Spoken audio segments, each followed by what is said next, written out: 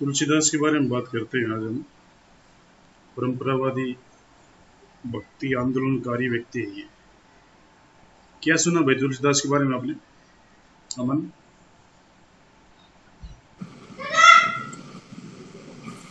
Sir ये मतलब यही सर, माता पिता का नाम जन्म होया था सर गीत में। कहाँ जन्म हुआ?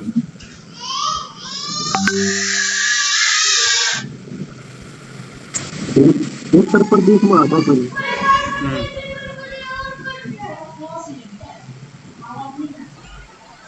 राजा वैसे इनका मानता है कि सरयू पारिय ब्राह्मण परिवार, ब्राह्मणों के भी कई वो होते हैं, मतलब वो रहती हैं कि क्या बोलते हैं, व्यवस्थाएं लगा लो या फिर परिवार की जो होती है उसमें।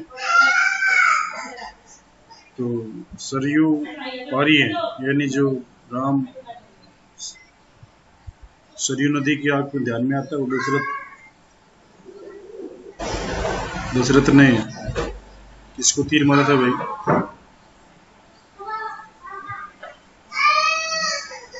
कुछ है याद? सरयू नदी तो थी वो,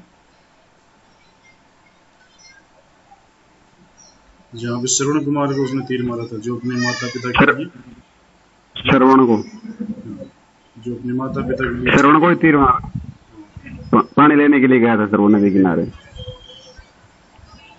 तो उस नदी के पार एक ब्राह्मण परिवार था, उसमें 1532 या उसके आसपास इनका जन्म बताते हैं। और परंपरा के अनुसार कहते हैं कि माता, इनके पिता का नाम आत्माराम दुबे और माता का नाम हुलसी था। और उन्होंने अपनी पत्नी रत्नावली के व्यंग से संन्यास ले लिया था। तो व्यंग क्या था भाई, इसके पीछे कुछ कहानी पता है आपको?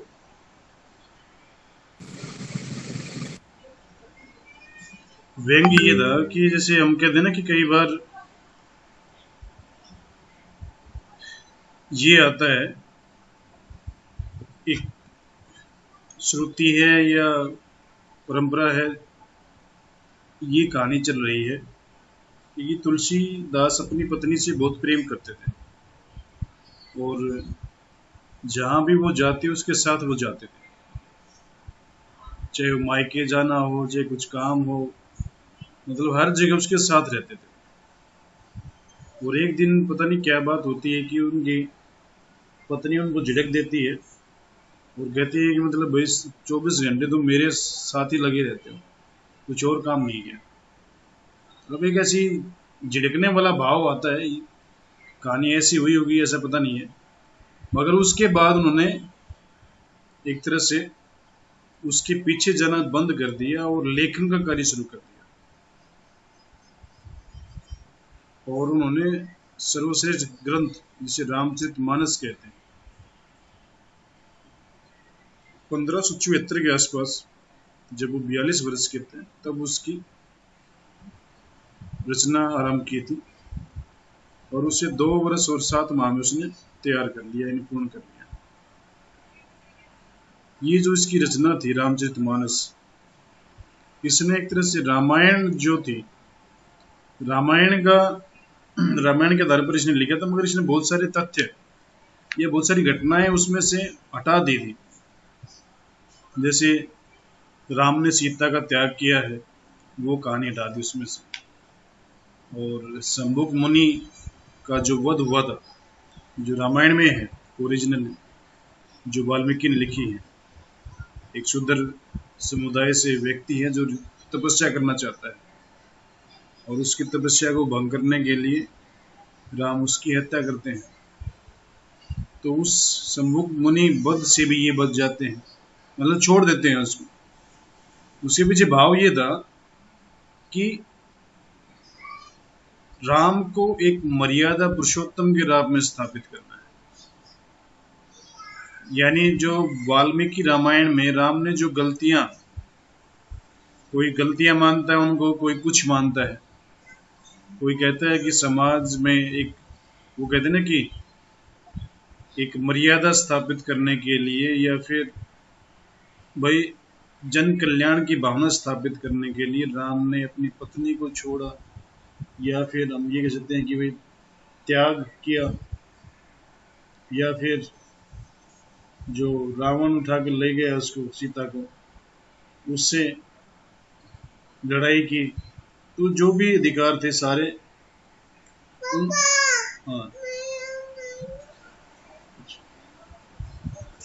ठीक, एक मिनट भाई।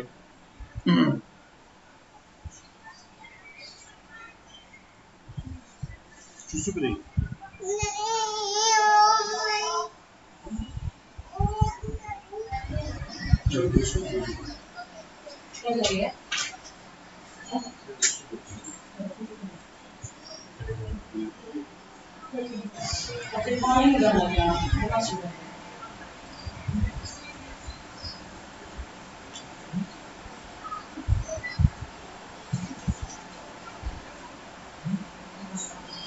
तो इस तरह से तुलसीदास ने मतलब एक ऐसे ग्रंथ की रचना की जिसे कहते हैं कि भक्ति का जो उच्च श्रेणी वो स्थापित होने की। और तुलसीदास राम के उपासक थे और अपने प्रिय इस देव को बहुत ही आदर्शमय चित्र उन्होंने, यानी एक तरह से आदर्श, वो सबके लिए आदर्श था। एक तरह से एक ऐसे राम की वो स्थापना करते हैं जो मर्यादा पुरुषोत्तम है, सबके लिए आदर्श है, एक आदर्श राजा है, एक आदर्श पति है और एक आदर्श शासक है। और एक तरह से हर प्रकार के जो एक काम होते हैं ना, वो स्थापित राम के माध्यम से तुलसीदास करते हैं।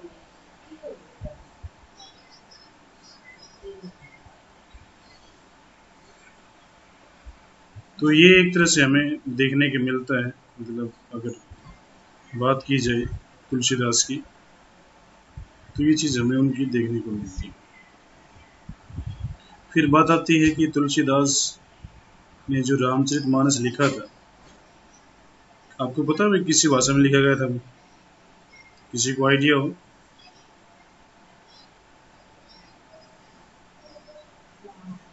सूरजमुखी ना बेरा यमन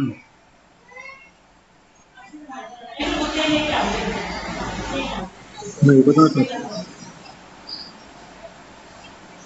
अवधी भाषा में लिखा था। और अवधी भाषा में लिखने के पीछे रीजन ये था उसमें कि उत्तर प्रदेश में अवधी भाषा एक जन सामान्य की भाषा थी। तो इस माध्यम से उन्होंने यानी एक तरह से राम को हर घर में पहुंचा दिया। और रामचरितमानस का जो हम कहते हैं ना कि व्याख्या की जब की जाती है, तो उस व्याख्या में वो सबसे बड़ी बात यही आती है कि एक तरह से रामायण की बजाय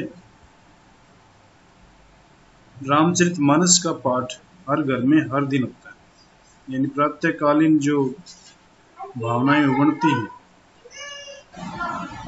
उसकी भक्ति की, तो उनमें राम जरूर मिलता है, सॉरी रामचरितमानस जरूर मिलता है। और वो एक तरह से भक्ति का प्रतीक हमें देखने को मिलता है यहाँ पर।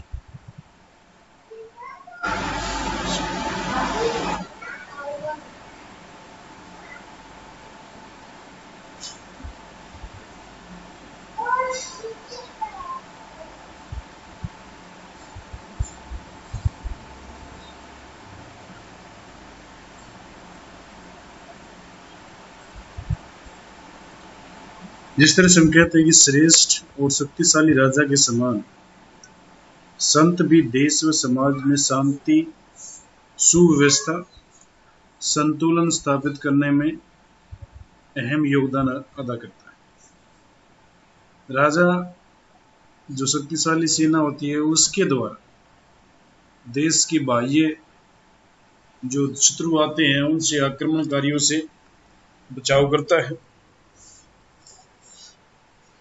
और जो संत होते हैं वो समाज में जन चेतना का उभार करके पर ब्रह्म यानी जो परमात्मा है, जो हमसे दूर है, एवं आत्म स्वरूप का साक्षात्कार करवाने के लिए मानव जाति को नैतिक और सामाजिक मूल्यों तथा गुणों से अवगत कराता हुआ शांतिमय एवं संतुलित समाज की संरचना के लिए दिशाबोध भी करता है। मध्यकालीन संतों, जिनमें निर्गुण ज्ञानश्री, निर्गुण प्रेमाश्री, वैष्णव और सूफी संत सम्मिलित थे, के लिए सामाजिक और धार्मिक सुधारों का देशव्यापी प्रभाव पड़ा था। इस काल में जो प्रमुख संत तुलसीदास ने देशव्यापी धार्मिक और सामाजिक विकृतियों का खंडन करके एक आदर्श समाज का सौपन देखा था। ये एक तरह से हम ये कह सकते हैं कि भाई जिस तरह से राजा यानी कानून व्यवस्था बनाता है और बाह्य आक्रमणों से राज्य की सुरक्षा करता है, उसी प्रकार से जो संत होता है वो भी नैतिक मूल्यों का संचार करते हुए भक्ति की ऐसी भावना या ज्योत जगाते हैं जिसके माध्यम से एक संतुलित या फिर हम कह सकते हैं कि मतलब भाई आदर्श समाज का स्थापना का प्रयास किया जाता है।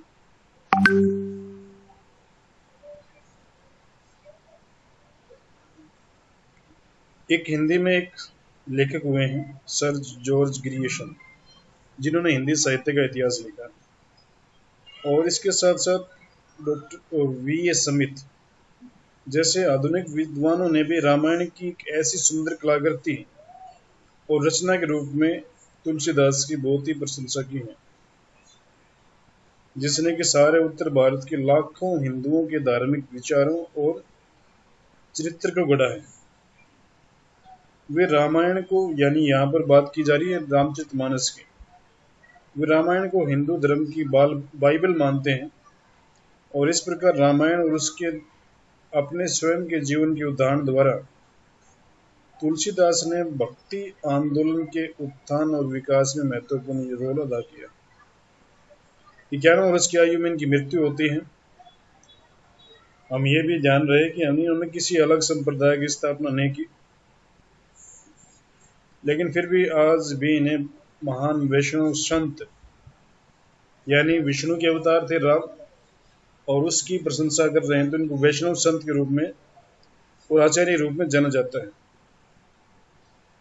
और करोड़ों स्त्री पुरुषों के हृदय में अपनी अमर कृतियों के द्वारा, अमर कृतियां जिसमें विनय पत्रिका और रामचरितमानस के कारण विराजमान, यानी एक दो पत्रिकाएं इनकी ऐसी थी, यानी पुस्तकें ऐसी थी, विनय पत्रिका और रामचरितमानस, और इसमें रामचरितमानस का सबसे ज्यादा हम कहते हैं कि महत्व है। और जब हिंदी साहित्य का इतिहास लिखा जाता है तो उसमें पृथ्वीराज रासो पहला हिंदी का महाकाव्य है, दूसरा जो महाकाव्य है वो रामचरितमानस है। तो इतना बड़ा सम्मान रामचरितमानस को दिया जाता है।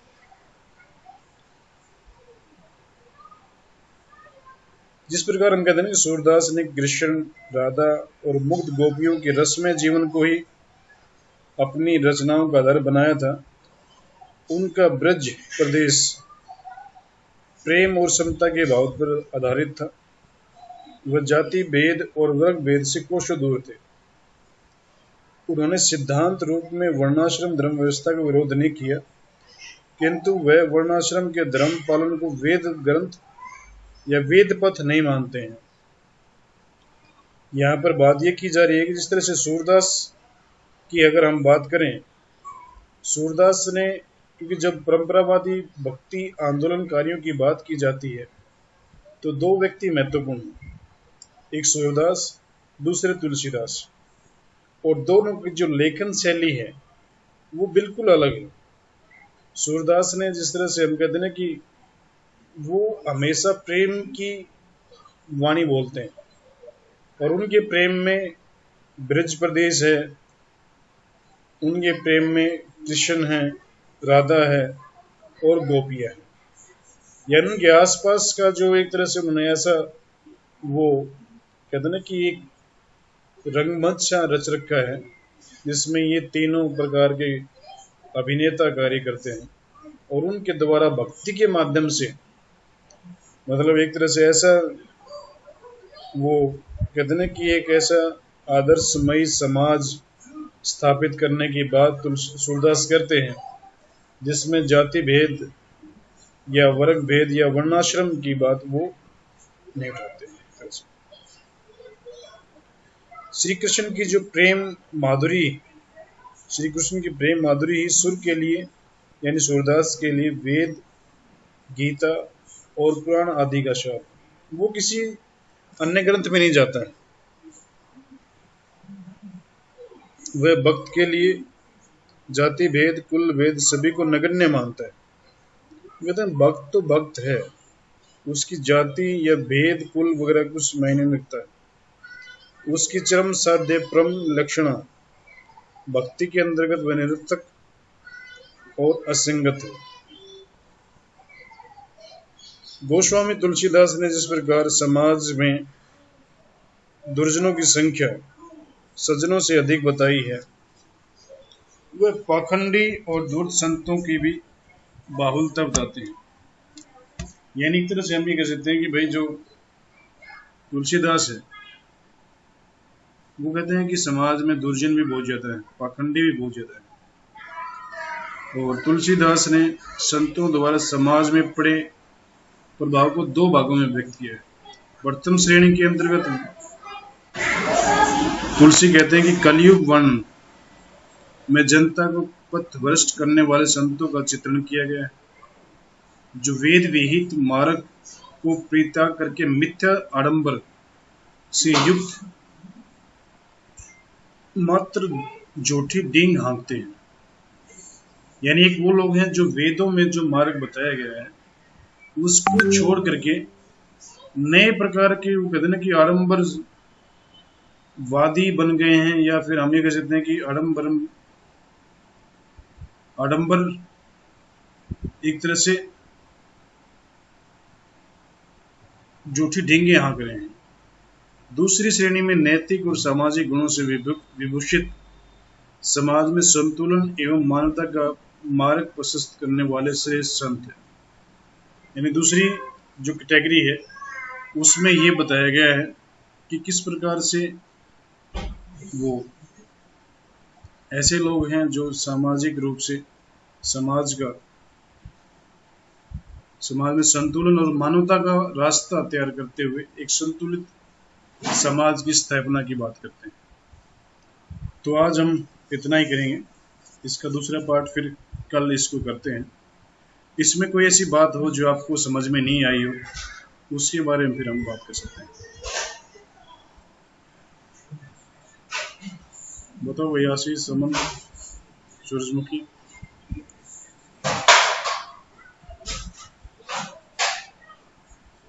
सर इसका जन्म कब हुआ था? 1532 के 1532। 1532।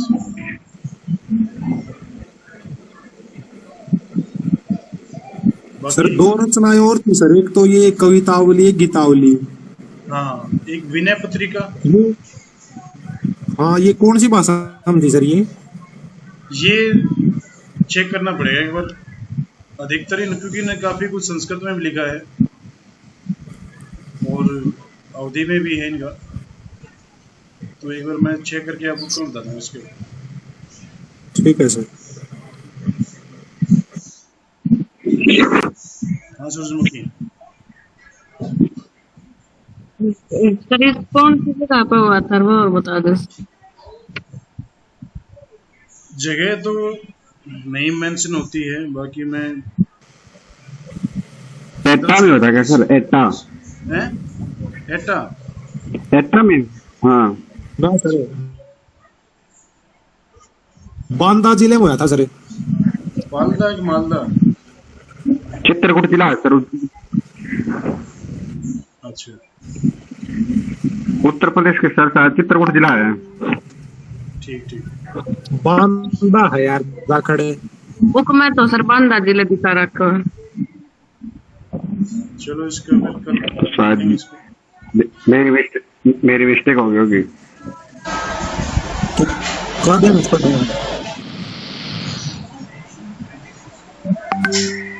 ये नेट के ऊपर देखे तो राजापुर दिखा रखे।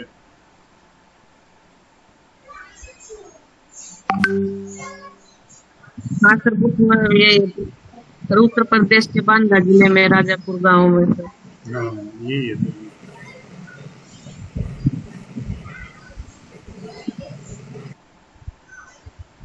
चलो वही कल मिलते हैं फिर, हैं? ठीक है। ठीक है सर।